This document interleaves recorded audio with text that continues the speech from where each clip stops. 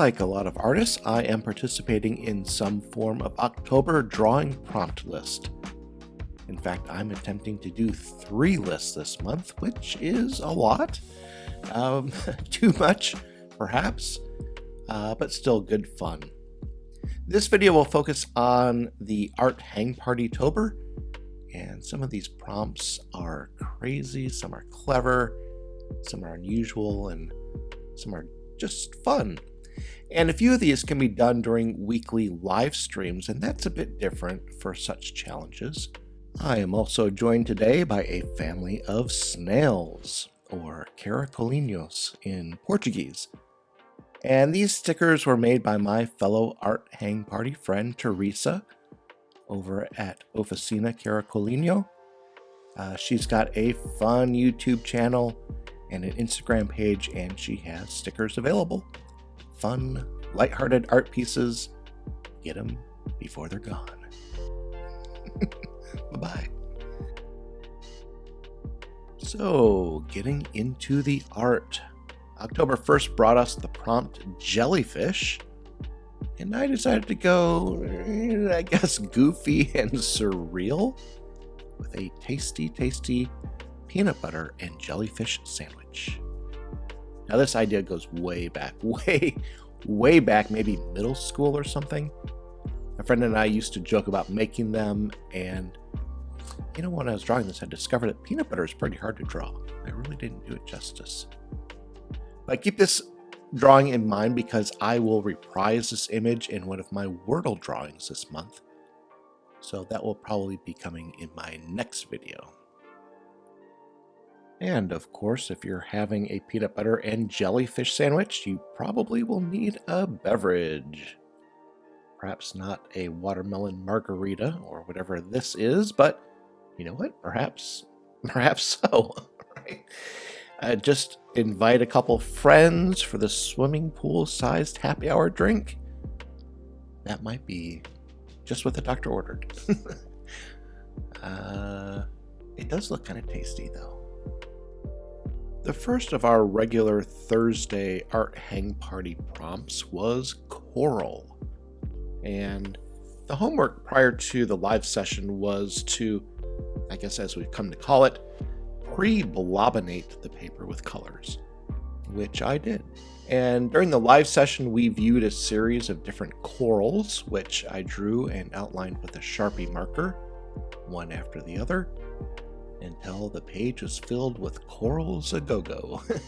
And I think this is a really cool looking thing. Lots of textures and lots of interesting little things to look at. Kind of like it.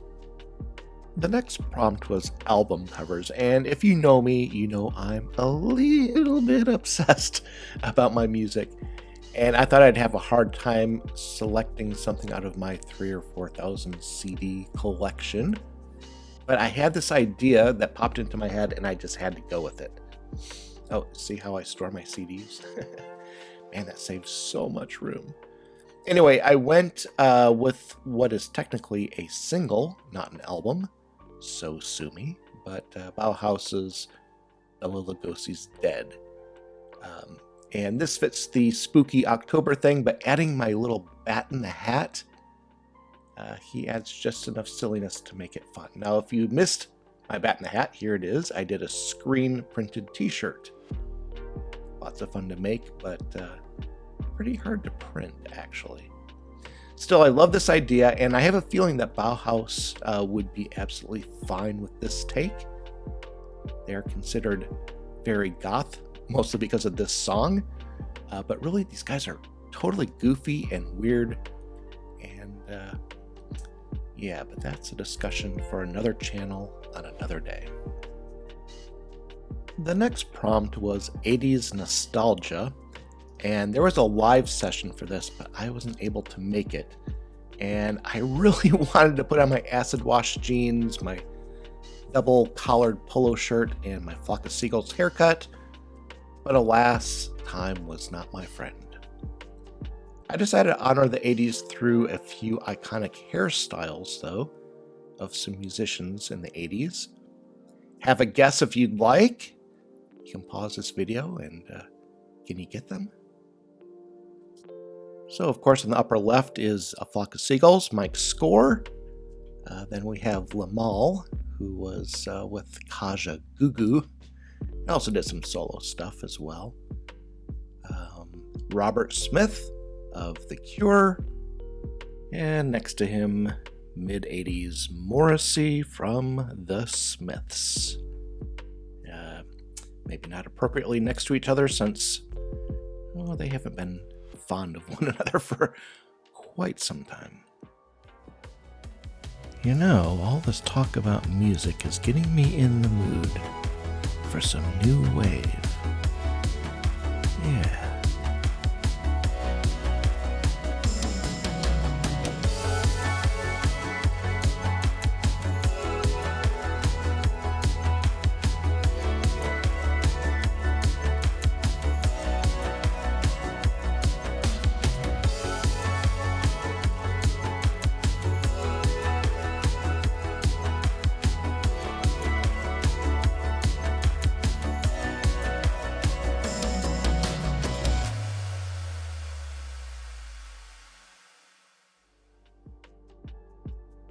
Next up, ocean animals. Now, I could have gone with a fish or an octopus, but I went with, I think it's a kangaroo, enjoying the happy ocean waves. I really like how the water turned out on this. I think it was pretty successful. It doesn't make a lot of sense, but I do like it. Patterns was the next prompt, and I decided to put my little blob head mini press to work. This ends up being, I guess, sort of an abstract kind of thing. I don't dislike it, but I do dislike the next one, bouquet. It's not that it's a bad idea. I was using my ink stamps to create flowers in a vase, but yeah. This just doesn't do it for me. They can't all be winners. But I do like this one. I like fruit, and fruit was my next prompt. I wanted to do a gouache painting, but I really didn't have time for it, so I settled for some colored pencils. And here we have an orange after an encounter with the fruit ninja. I don't know. I think this looks pretty tasty. The next live hang party session was for ball gowns, and I wasn't sure how this was going to go. We had from 30 seconds to 7 minutes to do each little sketch, and you can see my 30-second sketches were pretty rough, but overall I was pretty surprised at how much I could get done in a short amount of time. And it's a study of simplification, because there's no way you could do all the individual ruffles and shadows.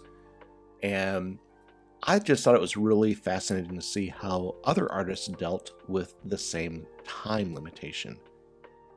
You know, it just really reinforced to me that there are, wow, so many great ways to express the same thing. And if I were going to do this again, I think I'd opt for an ink pen and markers, because this colored pencil just isn't bold enough to sell these. But overall, I'm pretty pleased with the overall look. They look fashionable enough. Space, the final frontier, and also the next theme. And I don't know if I was just tired or what, but this image more or less came to my head. It's a thing I've drawn before, years and years ago, but decided to insert itself into my head now. I like the older drawing better, but I didn't feel like digging it out. Wherever it is, I've got far too many sketchbooks. The next prompt was nudibranchs, and I had a vague notion of what these guys were, but this prompt made me do some more research. Sometimes they're called sea slugs, and they're basically, well, like, yeah, little sea snails. Put kid in front of a Play-Doh machine with 5 or 6 colors, and he will end up making one of these one way or another. The forms and the colors of these things are just truly wild. I don't know why I gave him a little scarf. I don't know. It's just a thing.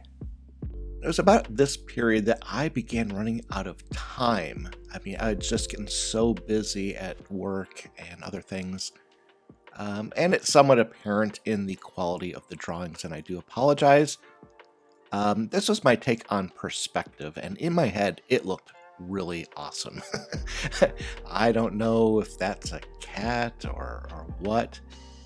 And it's supposed to be like being down at the bottom of a well. And oddly enough, the perspective on this drawing is pretty far off, so maybe in a strange way, I'm drawing a lot of attention to that word, perspective. Although I didn't have a lot of time to do artwork, I did have more time to think. And so work smarter, not harder, right? This is a quick cyanotype that I did for the prompt for kitchen utensils. And, if you like it, well, thank the sun because it did all the work.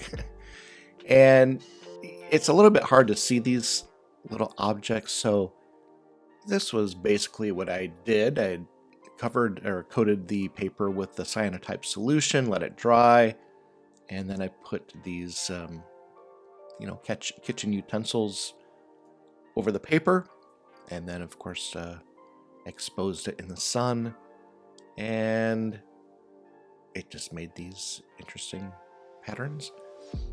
I can't say I'm completely enamored with this solution, but, as part of the whole, taking a month's worth of art, I think this one will fit in there. It's a little bit different, so at least from that perspective, it was a success. Ceramic figurines was the next prompt, and I will just admit that I have a visceral reaction when I heard that. For some reason, I just think of Hummels, and I can't. And I do not own any ceramic figurines. So when I went to a client's house, I saw this thing and took a picture of it, and here it is. Moving right along. Mailboxes. Well, this works all right, but what I wanted to do is have a mailbox also be a birdhouse, which would have its own mailbox, which was also a birdhouse, which would then in turn have its own mailbox. Kind of a little fractal or something, but the paper is too small to do it, and I couldn't make it look right in my sketches, so here's just a birdhouse with a mailbox, and that's what I did. I'll have more October drawings next week. I'm not sure which list or lists yet, but stay tuned. And if you'd be so kind, consider giving the video a like. And every time you leave a comment, a new Wave star gets a new effects pedal. Can you spare your 2 cents? And to all, thank you for being here. Hope to see you again soon. Bye-bye.